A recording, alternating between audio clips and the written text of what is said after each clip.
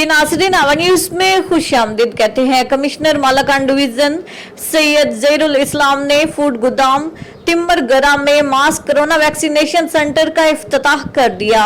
इस हवाले से तफसील जानते हैं रहमतुल्लाह सवाती की इस रिपोर्ट में। लोअर दिल के जिले हेडक्वार्टर तिमरगरा फूड गोदाम में मास कोरोना वैक्सीनेशन सेंटर का बाकायदा इफ्तिताह कमिश्नर मालाकान डिवीज़न सैयद ज़हीरुल इस्लाम ने किया।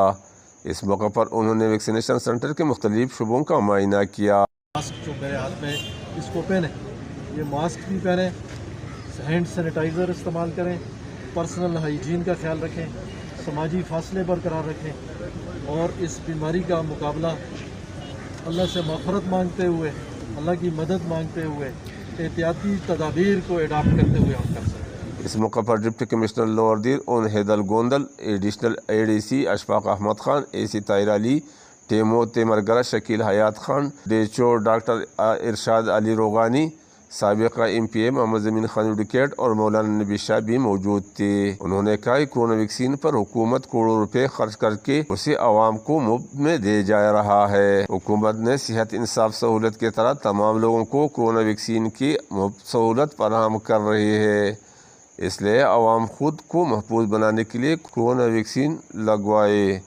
कैमरा टीम के साथ रहमतुल्लाह स्वाति, तिमरगरा, लोअर दिल।